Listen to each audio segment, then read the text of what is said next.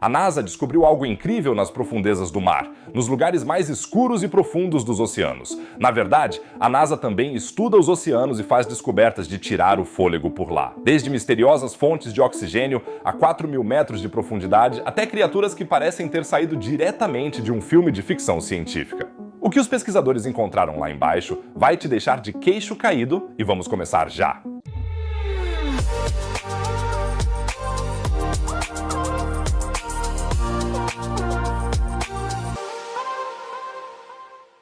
Por que justamente a NASA está explorando as profundezas do mar? É simples. Em muitos aspectos, os oceanos são tão inacessíveis e misteriosos quanto mundos distantes no espaço.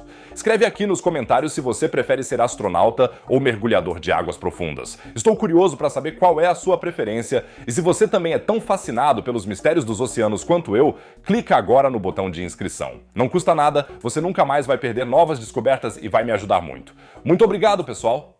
As semelhanças entre o espaço e as profundezas do mar são realmente impressionantes. Condições de pressão extrema, escuridão total, formas de vida bizarras, e é exatamente por isso que a NASA tem um enorme interesse em explorar as profundezas do mar. Embora seja conhecida como uma agência espacial, ela também realiza todo tipo de pesquisa nos oceanos da Terra, o que faz todo o sentido, pois a vida nas profundezas do mar pode nos dar pistas sobre uma possível vida extraterrestre em outros planetas. Mas antes de vermos os resultados concretos da NASA no mar, vamos voltar um pouco no tempo. Talvez você já tenha ouvido dizer que sabemos mais sobre a Lua do que sobre nossos oceanos. Essa afirmação é realmente correta, já que temos informações mais detalhadas sobre a superfície da Lua do que sobre o fundo do mar. A Lua, por exemplo, foi mapeada com grande detalhe por inúmeras sondas espaciais, missões tripuladas e satélites, e dispomos de imagens e dados de alta resolução sobre toda a sua superfície. Em contrapartida, apenas uma pequena parte do fundo do mar foi mapeada com resolução comparável, pois o mapeamento do fundo oceânico é muito mais difícil devido aos desafios técnicos associados à profundidade e às condições extremas. Sondas submarinas e veículos telecomandados precisam suportar pressão extrema, escuridão e muitas vezes condições térmicas adversas. Além disso, historicamente, mais atenção e recursos foram direcionados para a exploração espacial, especialmente durante a Guerra Fria. A pesquisa dos oceanos é extremamente importante do ponto de vista científico e ecológico, mas mesmo assim tem recebido menos atenção pública e política. É claro que, até hoje, já avançamos bastante. 23,4% do fundo do mar já foram mapeados em alta resolução por meio de técnicas de sondagem acústica e, apesar dos avanços, uma grande parte do fundo do mar ainda não foi mapeada. O projeto Seabed 2030, por exemplo, estabeleceu a meta ambiciosa de mapear completamente todo o fundo do mar até 2030. A NASA vai contribuir muito para a exploração dos oceanos e já tem alguns projetos empolgantes em andamento, que também vão nos levar mais longe no espaço. A NASA foi fundada em 29 de julho de 1958, quando o presidente dos EUA, Eisenhower, assinou a Lei Nacional de Aeronáutica e Espaço. O principal objetivo da criação da NASA era promover a aviação e a navegação espacial civis dos Estados Unidos, além de impulsionar a pesquisa científica e a exploração do espaço e da atmosfera terrestre. Além disso, ela deveria desenvolver tecnologias e veículos necessários para a exploração espacial e a aviação, bem como ampliar a compreensão dos fenômenos na atmosfera e no espaço, a fim de enriquecer o conhecimento da humanidade. Em 1978, a NASA começou a se dedicar intensamente aos oceanos da Terra, quando lançou seu primeiro satélite oceanográfico desenvolvido especificamente para esse fim, o CEASAT. Esse satélite era capaz de coletar dados sobre ventos na superfície do mar, temperaturas da superfície, altura das ondas e outras características, e esses dados ajudaram a NASA a aprender mais sobre os oceanos do nosso planeta e sua influência no clima global. Além do CEASAT, a NASA ainda opera vários outros projetos de pesquisa oceânica. Por exemplo, nas missões NEMO na Aquarius Reef Base, na costa da Flórida, os astronautas ficam alojados em um laboratório de pesquisa subaquático, onde trabalham em um ambiente espacial simulado debaixo d'água para se prepararem para futuras missões espaciais. A Aquarius Reef Base é a única instalação de pesquisa subaquática permanentemente tripulada do mundo. Ela fica a cerca de 19 metros abaixo do nível do mar e é composta por unidades de moradia e trabalho. As condições de espaço reduzido e isolamento são semelhantes às da ISS e oferecem oportunidades de treinamento ideais. Até agora, já rolaram 23 missões NEMO, nas quais os astronautas trabalharam juntos debaixo d'água por até 3 semanas e tiveram até a chance de vestir trajes de mergulho de profundidade para ter uma ideia de como podem ser as caminhadas espaciais no espaço.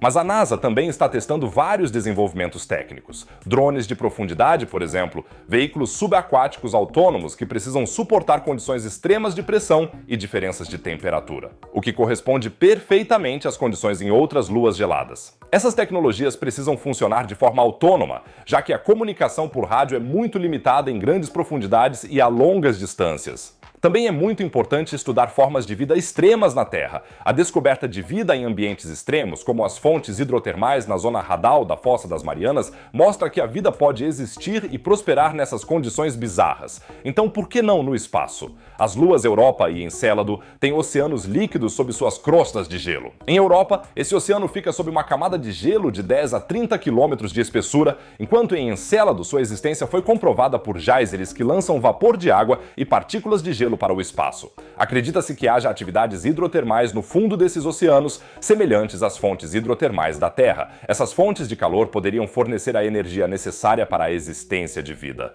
Com a missão Europa Clipper, a NASA quer descobrir se as condições em Europa poderiam permitir a vida como a conhecemos. Em 2030, a sonda espacial chegará a Júpiter e poderá realizar vários testes no local. A Europa Clipper será equipada com uma variedade de instrumentos científicos, incluindo câmeras e espectrômetros para poder mapear e analisar a superfície em alta resolução. Haverá radares para examinar a camada de gelo e as águas subjacentes, além de instrumentos térmicos para registrar diferenças de temperatura e identificar possíveis atividades hidrotermais. Muito disso já foi testado pela NASA nos oceanos e agora será aplicado no espaço. O oceano em Europa pode atingir uma profundidade de até 100 quilômetros. A Fossa das Marianas tem apenas 11 quilômetros de profundidade. Mas os cientistas estimam que a pressão hidrostática no fundo de Europa possa chegar a 130 a 260 megapascais. A pressão no fundo da Fossa das Marianas é de cerca de 110 megapascais. Ambos os locais exigem, portanto, tecnologias robustas que precisam ser pesquisadas. Existe, por exemplo, o submarino de águas profundas Limiting Factor, que pode mergulhar nas profundezas da Fossa das Marianas e suportar profundidades de mais de 10.900 metros. Para a Europa, isso ainda não é suficiente, mas os pesquisadores ainda têm um tempinho para desenvolver um submarino interplanetário adequado. No projeto Valkyrie, sigla para Very Deep Autonomous Laser Powered Kilowatt Class Yo-Yoing Robotic Ice Explorer, os cientistas já estão pesquisando a viabilidade de um criobot movido a laser, capaz de derreter a camada de gelo de Europa para explorar o oceano. E no projeto ICEFIN, os pesquisadores estão testando um pequeno robô em forma de torpedo que pode perfurar camadas de gelo e mergulhar em oceanos subglaciais. O ICEFIN já foi testado na Antártida para avaliar a tecnologia que um dia poderá ser usada em Europa. A descoberta de vida no sistema solar teria um impacto enorme na probabilidade de existência de vida em todo o universo. Aí poderíamos partir do princípio de que a vida é algo totalmente normal e que pequenos alienígenas borbulhantes são a regra em outros sistemas estelares. Mas até mesmo os seres vivos do nosso planeta já parecem, em parte, extraterrestres. Vamos dar uma olhada em alguns dos habitantes mais impressionantes dos nossos oceanos. Antes disso, vamos esclarecer rapidamente o que é, afinal, o fundo do mar. Na verdade, não existe uma definição única e padronizada, mas é relativamente comum a visão de que o fundo do mar começa a 200 metros abaixo da superfície do mar e, segundo essa definição, 88% da área dos oceanos do mundo pertencem ao fundo do mar. O fundo do mar também se caracteriza por ser, em geral, completamente escuro. Sem luz, porém, não há fotossíntese, mas a vida sempre encontra um caminho e, por isso, existe uma solução diferente no fundo do mar: os vulcões submarinos. Lá, sulfetos, ou seja, compostos de metais e enxofre, emergem do fundo do mar e cepas de bactérias inteligentes usam exatamente isso como base para a vida. Essas bactérias conseguem viver dessas substâncias inorgânicas, uma capacidade conhecida como quimiolitotrofia. Existe até uma teoria relativamente aceita de que essas fumarolas negras são o berço da primeira vida em nosso planeta. Assim, é possível que, mesmo sem luz, inúmeros seres vivos habitem as profundezas do mar, e todos eles são verdadeiros especialistas em sobrevivência. Para sobreviver nesse lugar inóspito e escuro, muitos deles são surpreendentemente grandes.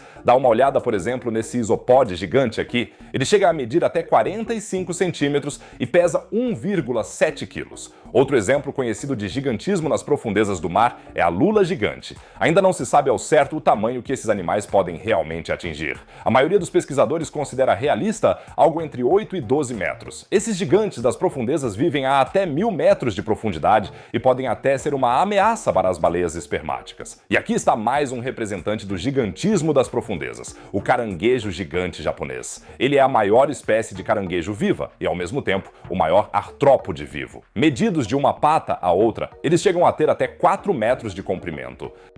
Mas qual é, afinal, a razão pela qual tantas espécies no fundo do mar conseguem atingir tamanhos tão gigantescos? Seria de se esperar que justamente no fundo do mar, onde há pouca luz e os recursos já são escassos, os seres vivos fossem mais pequenos para poderem funcionar de forma mais econômica? Em primeiro lugar, é importante constatar que nem todas as espécies do fundo do mar são tão gigantescas. É claro que também existem seres vivos bem pequenos por lá, como o polvo-vampiro, que vive a até 1000 metros de profundidade e com 30 centímetros de tamanho está mais para os polvos menores. O gigantismo das profundezas do mar é, portanto, uma estratégia de sobrevivência usada por algumas espécies, mas de longe não por todas. Esses seres vivos são compostos em grande parte por água e, na verdade, é a água e a consistência mais viscosa desses seres que lhes permite crescer tanto, já que eles não precisam lutar contra a gravidade como nós, humanos, aqui na Terra firme. Isso explica por que o gigantismo é possível,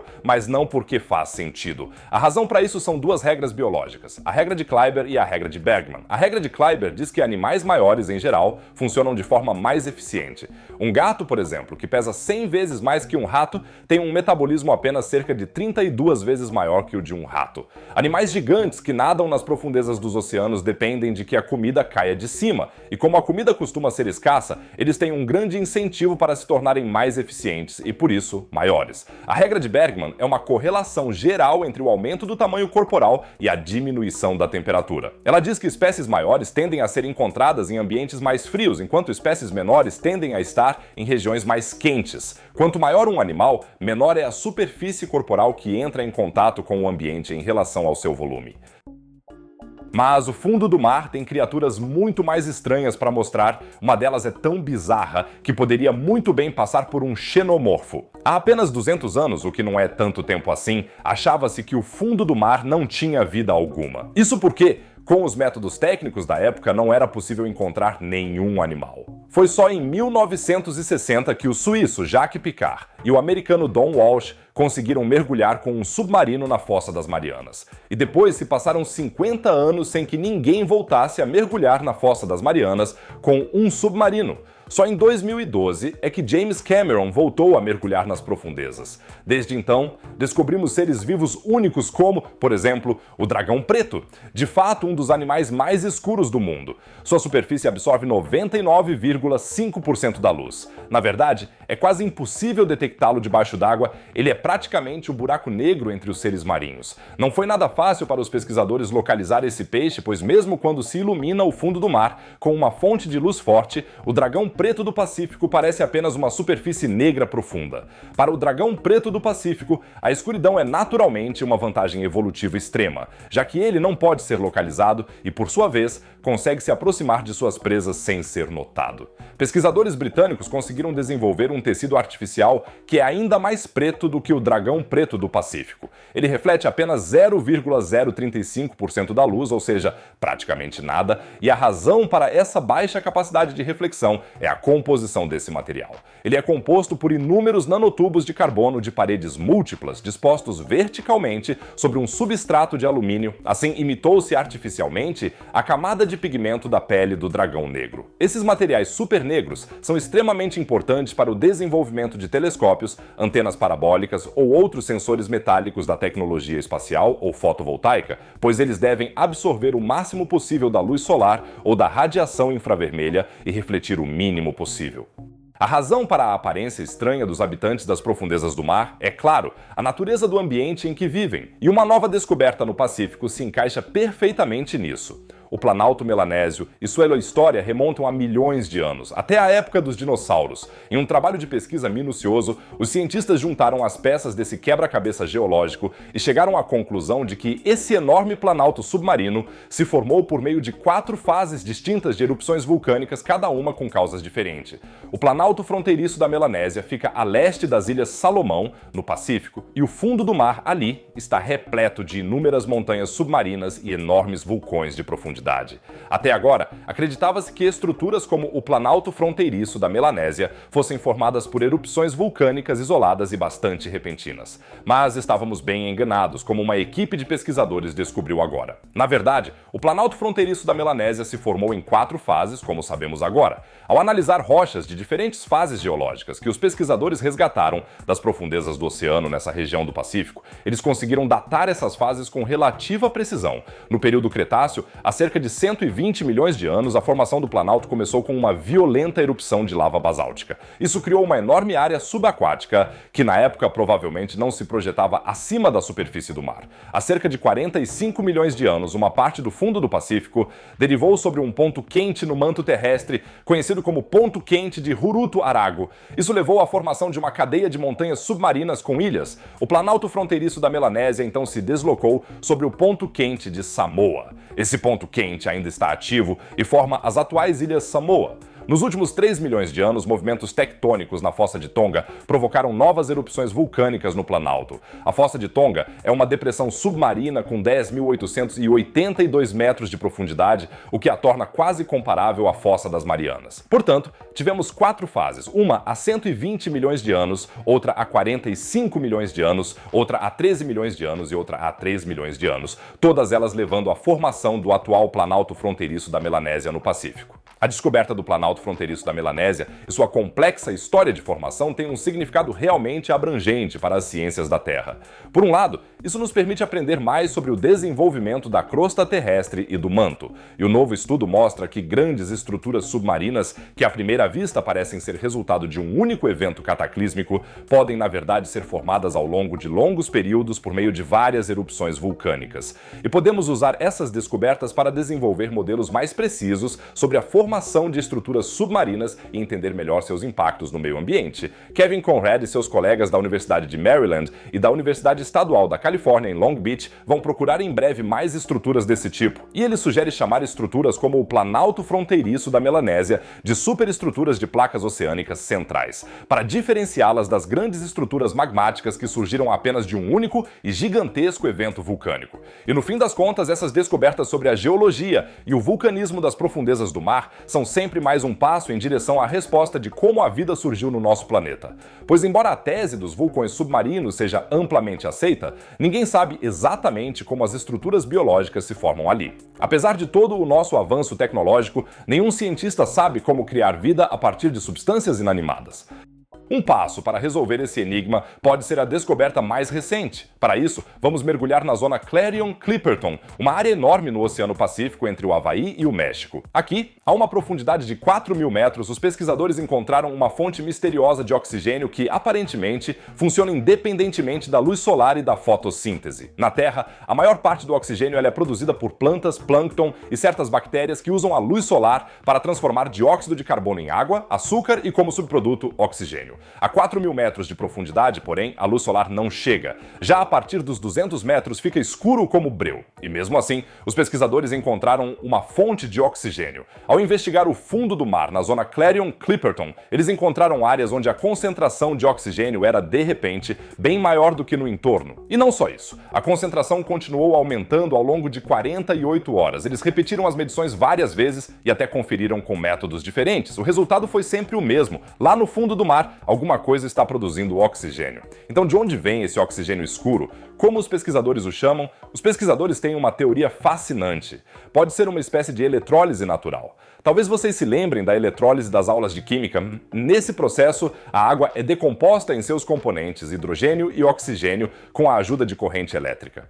Normalmente é preciso uma fonte de energia para isso. Mas no fundo do mar não tem eletricidade, né? Pois é. Na verdade, pode ser que tenha. Os cientistas mediram uma tensão elétrica de até 0,95 volts entre diferentes pontos na superfície dos nodos de manganês. Nódulos de manganês são pedaços do tamanho de batatas, compostos por vários metais que ficam no fundo do mar. E são exatamente esses nódulos que poderiam funcionar como uma bateria natural e decompor a água do mar em hidrogênio e oxigênio. Essa descoberta pode mudar radicalmente nossa compreensão de onde e como a vida surge.